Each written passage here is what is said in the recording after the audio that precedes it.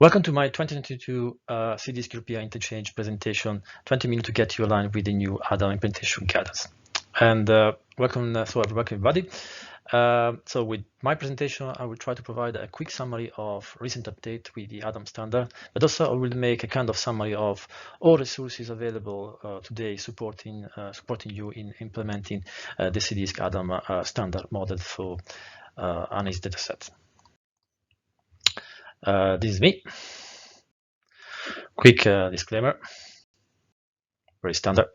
So this is the agenda of my today's speech. And as per the title, I will try to give you an update on latest CDISC ADaM development, and in particular, what was released last November 2021, which you can already see here somehow summarized with the agenda items I plan to cover.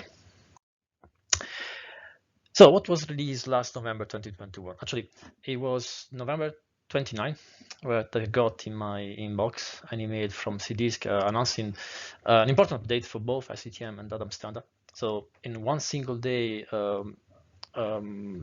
CDISC was able to release for two foundational standards, a new implementation guidance together with related documents, and for ICTM actually also a new standard document. And together with the release of such a date, conformance tools also were released, and last but not least, all the new versions were made almost immediately available in the CDISC library. So this is what the CDISC ADaM team did release last November. So an updated implementation guidance, version 1.3, together with an updated version of one of the three standard ADaM models, the so-called Occurrence dataset structure, or as mentioned here in the slide, abbreviated to OCCDS.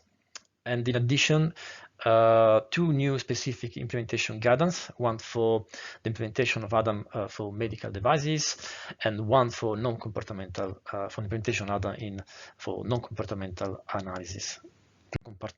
Sorry. This is the location of the updated package.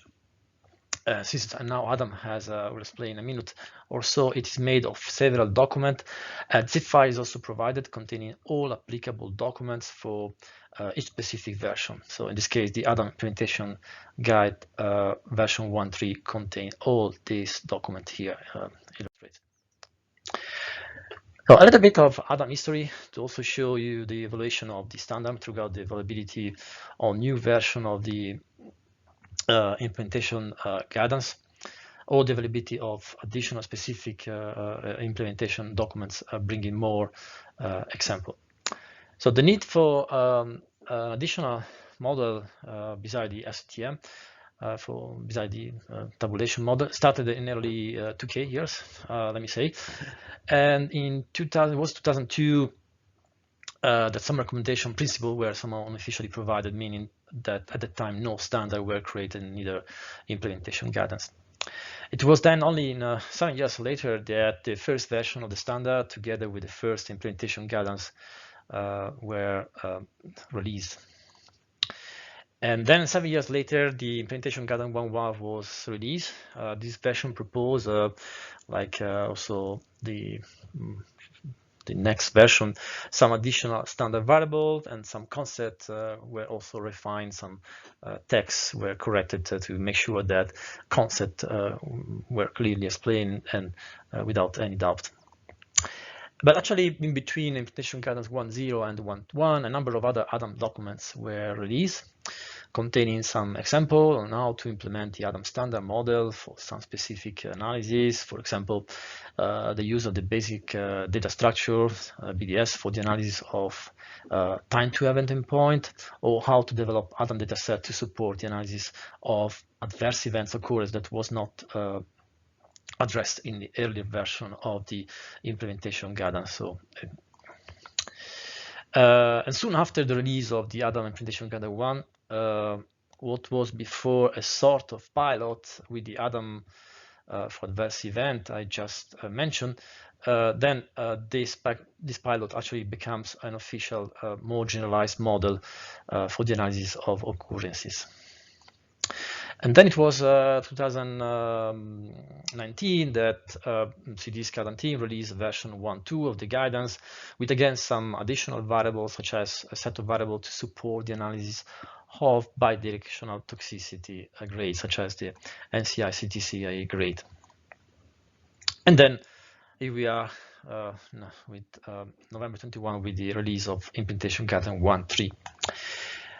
And the good news is that since March, PMDA is also accepting version 1.1, so meaning that both FDA and PMDA, for both FDA and PMDA submission, you can use the same version actually. While for NMPA, it is not clear. It doesn't seem there is any specific requirement to follow one version or another. You may also have noted that this chart, the standard did not change. So version 2.1, it's the only standard ADaM standard available. So all implementation guidelines refer to the same version of the standard, as opposite to SCTM, where most of the implementation guidelines refer to a specific standard version. So as we have seen in previous slide, ADaM is made of several documents now. Some of the ADaM documents are standard, detailing what can be done and what can be not. These include the model itself and the implementation guidance. Other ADaM documents contain examples, such as the ADaM BDS for time to event analysis, showing how to use the standard structure and variable available in the model and the implementation guidance. These examples are sort of a starting point when designing a dataset for similar needs, but they do not mandate any standard. Rather, they recommend a recommended approach to follow to be sure that ADaM fundamental principles are followed. However, somehow the abundance of ADaM related documents, and to a certain extent the different version accepted by different agencies, might have caused some confusion. So to address and clarify questions like this one here reported, so like which version of the implementation guide I should use, and therefore, and also which document I'm allowed to follow depending on version I choose to use, etc. Recently, CDISC has published a knowledge-based article and you can find here the reference, trying to answer to all these questions. This is also something that Sandra Minjoy, the former lead of the CDISC ADaM team, tried to clarify the CDISC at one recent, actually a couple of years ago at the CDISC US interchange. Actually, already with the implementation guidance 1.1, the ADaM team tried to clarify this topic with a chart you can find in section 1.3. Actually specifically table 1.3.1.1, and this table has been updated with the implementation guidance 1.2 and 1.3, and this table show which other ADaM and ADaM related documents are applicable to each version of the implementation guidance. The updated in the ADaM implementation guidance 1.3 here reported. So the updated table from the ADaM 1.3 here reported shows each version of the ADaM implementation guidance in column, and all other ADaM documents as in the row. So you need to read down the column of the ADaM guidance you are going to use, either 1.0, 1.1, 1.2, 1.3, to see which other document are applicable. Here, to facilitate the reading, I have colored in green for each version the applicable document, and in red document that are not applicable or superseded by other more recent documents, such as the ADaM statute for adverse events that is now for the implementation guidance 1.1, 1.2, 1.3 is now superseded by the Occurrence DS, Occurrence dataset, by the Occurrence data structure document. In addition to all documents applicable for each implementation guidance, throughout the year, the so-called TAUGs, or the Therapeutic Area User Guidance, also start to provide some additional implementation example for the analysis of specific therapeutic area endpoints. Quickly checking the available talks on the CDISC website. We should have today around 14 talks released by CDISC, and I counted 19 of them provide some recommendation on how to develop ADaM dataset for the most important statistic analysis specific to each therapeutic area. Here you can find 2 good examples. And moreover, with the recent COVID-19 pandemic, CDISC released a number of guidance to provide recommendation on how to handle studies impacted by the pandemic. For example, flag study discontinuation caused by the pandemic. Some of these variables actually became standard with the CTM implementation guidance 3.4 standard version 2.0. Similar to that, recent document specific to ADaM propose some standard naming convention for variable both at the subject level and so at the cell and at the record level for the occurrence data structure. Okay, finally, let's start to look more in details what was released last November specifically for the implementation guidance 1.3. So the new implementation guidance document does not contain any major update. Nor any new standard variable is proposed, with mainly changes or addition of text to clarify topics or guidance available in previous version of the implementation guidance. So nothing really new. I didn't do myself this check, so I'm reporting here numbers that were recently shared by Pineco21 in one of their webinars. But you can also check differences yourself by querying this library if you have access to, or also by downloading the diff file that is provided in the CDISC library data standard browser. So the introduction of the concept of subclasses available with define XML 2.1. It actually has nothing to do with the implementation guide 1.3, but more with ADaM as a whole. So it's a new concept introduced, as I said, with the define XML version 2.1. And it's a concept that's been specifically developed to support ADaM define XML metadata. So I thought it was important to mention that in my presentation today. And starting from define CDISC control terminology Q4, so the last terminology of 2019, CDISC specific define XML code lists for ADaM subclasses were actually introduced. So I checked so here I am reporting the code list from the most recent terminology, from the most recent release define XML control terminology. We have now 3 code lists for subclasses, one for each ADaM standard class, except ADSL, for which as it is also now subclass is not applicable. So for BDS, we have 2 subclasses, one for time to event and one for the new release NCA subclass that we'll discuss soon. For OCCDS, instead, we have at the moment 1 subclass for adverse events.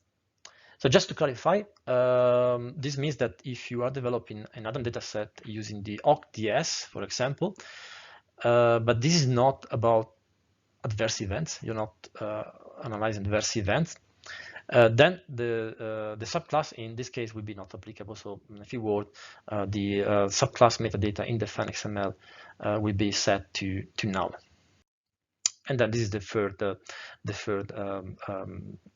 subclass control terminology available as of today in the CDISC terminology for define XML.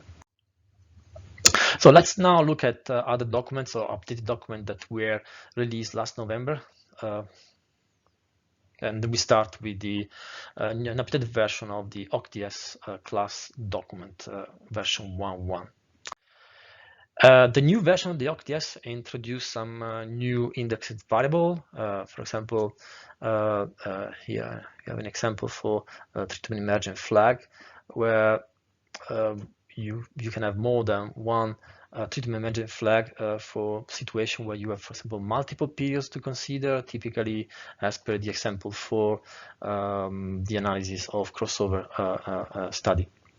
And another set of standard variables were also added to handle instances where the OCCDS is built from 2 or more SDN datasets, or to be more precise, when multiple data sets are staggered together. This is, for example, the case when combining clinical events with adverse events, and for traceability purpose, to keep the original source, we don't want necessarily to keep the original name of the source variable, because it would might make the data set quite big.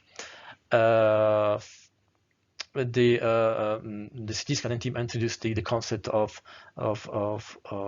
U for the prefix U for unmodified, so that instead of having in the example of an data set combining clinical events and adverse events, instead of having or retaining the two variables, for example, for body system, major body system A bot cis and CE bot cis, you just map the two into one variable called U bot cis.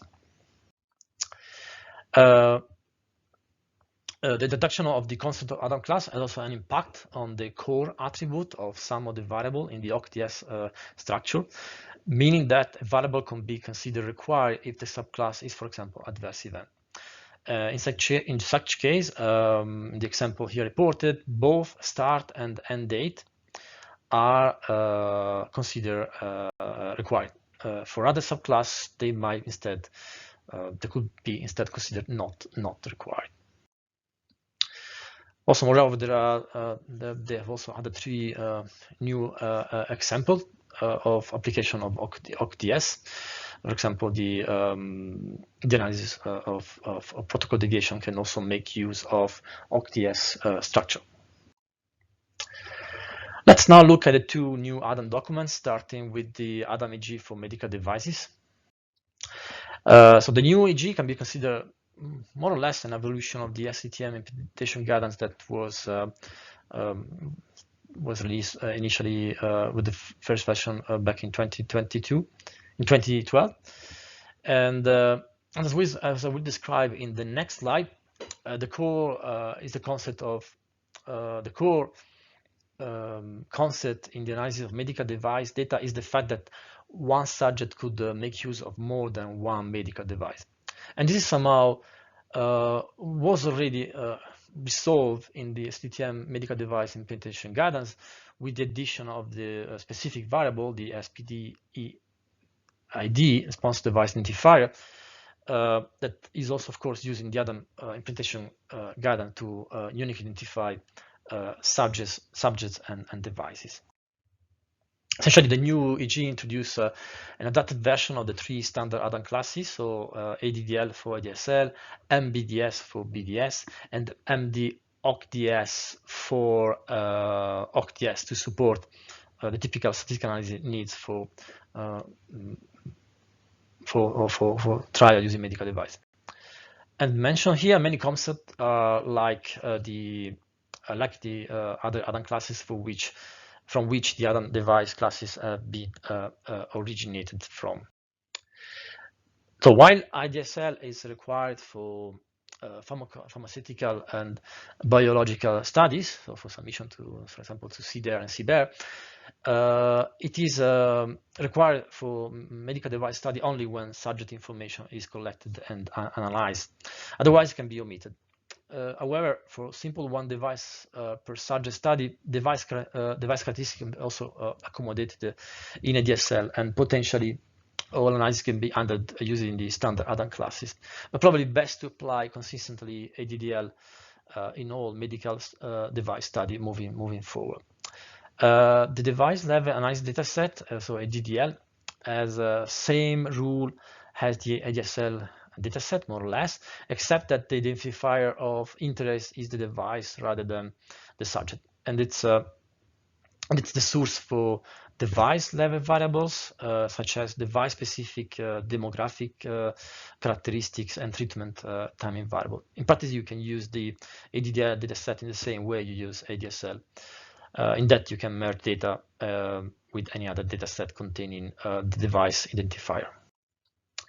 If you want to have a nice summary and more details on the content of the implementation guidance and some other example, I recommend the paper from PharmaCSUG 2021, also co-authored by my colleague Silvia Faini, and also we had yesterday in the ADaM stream a presentation from Roxane de Bruce, and this is the code is already available in the Pathwall platform. And last, the second new document, the ADaM implementation guidance for non-compartmental analysis, or NCA. So with this implementation guidance, actually CDISC did not introduce any new ADaM class, rather an example of BDS dataset, and actually a new BDS subclass as previously mentioned. ADNCA, that's the name, the proposed name for this specific dataset, but actually it's not a strict requirement.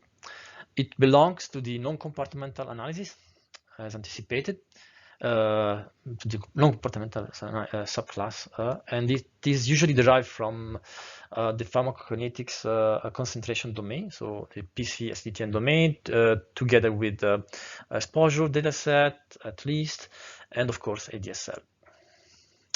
New variable following the ADaM rules are also proposed. For example, flags to identify records or concentration that should be excluded from the analysis, specific treatment and dosing variable. And like, as I mentioned before, for OCCDS, some standard ADaM variable are for this subclass considered required. Time now for some final remarks. So as discussed, the CDISC team approach to standard, or as you can understand, to standard development has been to break the work into small parts, which can be developed by sub-team and released as each has ready. While this has expedited the development, it has also resulted in the production of a myriad of ADaM documents that can be a struggle for new ADaM user to understand.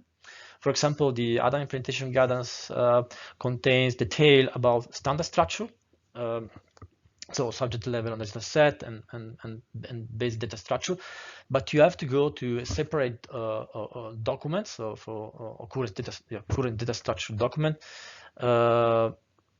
for detail about that structure. So in case you need to develop, for example, an ID dataset. That's because the ADSL and BDS structure have been around since 2009, but OCCDS didn't get formalized until 2016. So the ADaM team is planning to begin consolidating these multiple ADaM documents into a smaller set of documents. And this consolidation should remove redundancy and might help make the content more consistent.